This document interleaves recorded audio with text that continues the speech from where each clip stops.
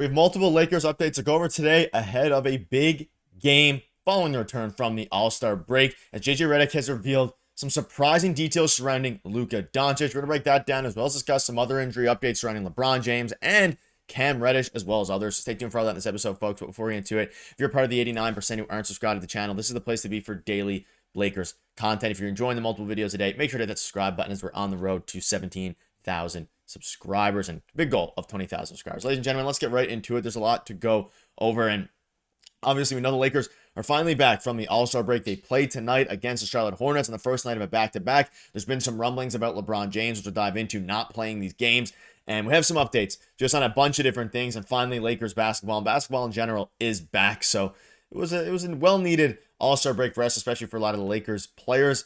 Let's dive right into it today, and we'll dive into Cam Reddish a little bit later. So I want to start on LeBron James because he obviously missed the All-Star game, and fans were a little bit concerned about how this would plague him heading into the return of regular play, of course, because the Lakers are right in the thick of it in the Western Conference. They need to make a push for hopefully that 2 seed. But JJ Redick and LeBron James, left foot and ankle. It's something that we managed all year. It was sore over the weekend. He was able to do most of the practice today, but like it's been all year, it's a day-to-day thing. That's something we've had to manage and will continue to manage the rest of the year. So it seems like this is going to continue to plague him. It's a bit of a chronic injury when it comes to, he is 40 years old. He is going to be dealing with things like that. And there's been some reports from Shams coming out saying that LeBron James is likely to miss the next 2 games against the Hornets and the Trailblazers. Now, again, it's probably strategic rest for him because he had the whole week now to take off. He was late arriving to the All-Star game. I believe it was, Sunday or whenever it was. He arrived late.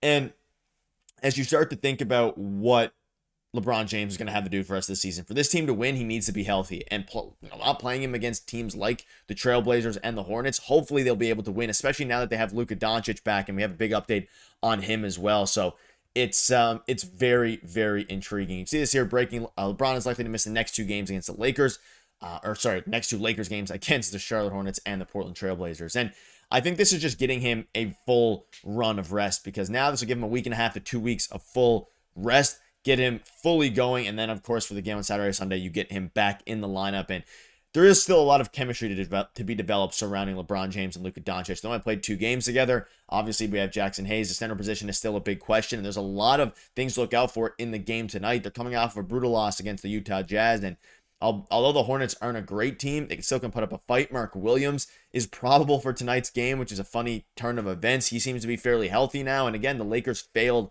Mark Williams' physical, and now he's healthy and is going to be playing in tonight's game. So there's a lot of interesting storylines heading into the game. But as it pertains to LeBron, he's probably going to miss the next 2 games. We'll get an update closer to game time surrounding if he's playing tonight. And it's a thing that it's not a serious injury, but it's something that's going to be plaguing him not only throughout the next few games, but probably for the rest of the year as they continue to rest him and then ramp him up for playoffs, because he looked pretty healthy since Luka Doncic came, looked rejuvenated on defense. And you can see this here. The Lakers injury report for Wednesday's game versus Charlotte. LeBron is questionable. Maxi Kleber is out. I haven't seen this in 5 years. And if you've been obviously following the Lakers for a while, it's very rare you see a clean injury report. You have most players good. It seems that Jackson Hayes is good to go, and which is huge because he obviously was down with the injury and he is good to go, which is massive. You have Alex Len as your backup, but seeing Jackson Hayes healthy, and you obviously don't see Luka Doncic on the injury report even as probable, which we'll dive into in a minute because his minutes restriction now seems to have been lifted, which we'll dive into. But the injury report, aside from LeBron, is clean, and of course Maxi Kleber is probably going to be out for the rest of the season. So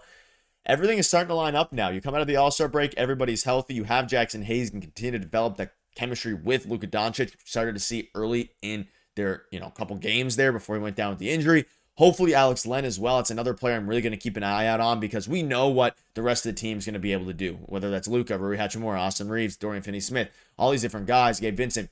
But what's going to matter more is how the center position plays out, because Len looked terrible and you're going up against a Hornets team now against Mark Williams, a very solid young athletic center. So it's going to be very interesting. And surrounding Luka Doncic, so this is the big news of the day. JJ Redick, and if Luka will be on a minutes restriction after the break, and he came out last night and said he'll be fine. His minutes will be up tomorrow, and I don't think that there's going to be any restriction going forward. So this is huge news. It means that he's fully healthy, and not only he's fully healthy, but his conditioning is at a level now where they can completely rely on him not to have a minutes restriction. And this is a great sign. Now, I do still think they're going to manage his minutes carefully in the sense of not playing him 40 minutes a night, not playing him 40 minutes a night, especially on back-to-backs or anything like that. But as it pertains to strictly letting him play freely and just playing to win basketball games, he is going to be fine. His injury seems to be cleared up, which is obviously big, especially because the All-Star break couldn't have came at a better time for the Lakers. You had Jackson Hayes go down with a little bit of an injury. You had guys, Gabe Vincent, Dorian Finney-Smith, both of them who missed the last game that they played before the All-Star break against the Jazz. All these different guys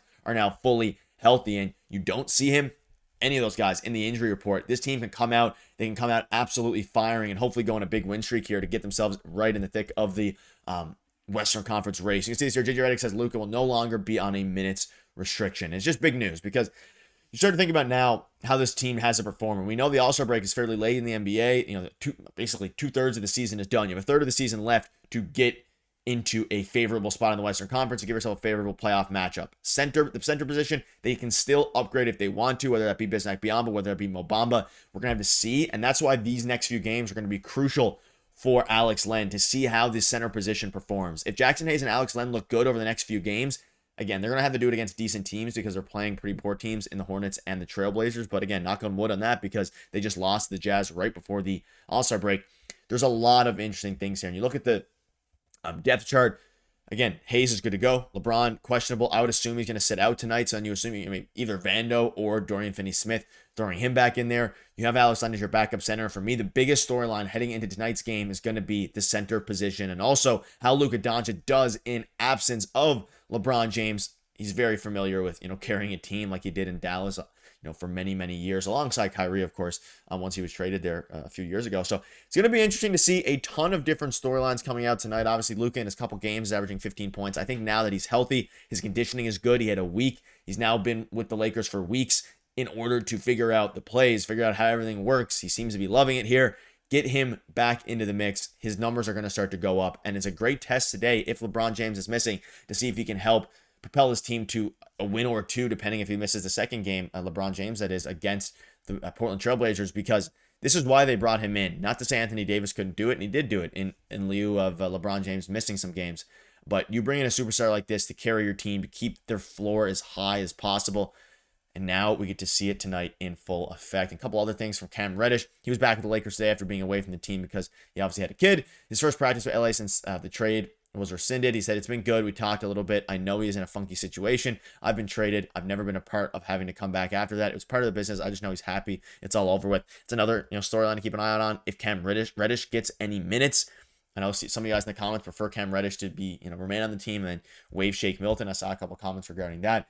And JJ Redick also spoke about how critical it's going to be for specifically, Dorian Finney-Smith and Gabe Vincent to get in, because we saw how much their absence was missed in the game against the Jazz when their defense was bad. And it's another storyline tonight is going to be their defense. And of course, maybe even see how Jordan Goodwin does, because the clock's running out regarding, getting another player. And if they want to convert Jordan Goodwin, if they want to waive Shake Milton, add another guy, whether it be Mo Bamba, Bismack Biyombo, any of those guys, we're going to keep you up to date with all the latest news. So make sure to hit the subscribe button. Thank you guys for watching. See you later.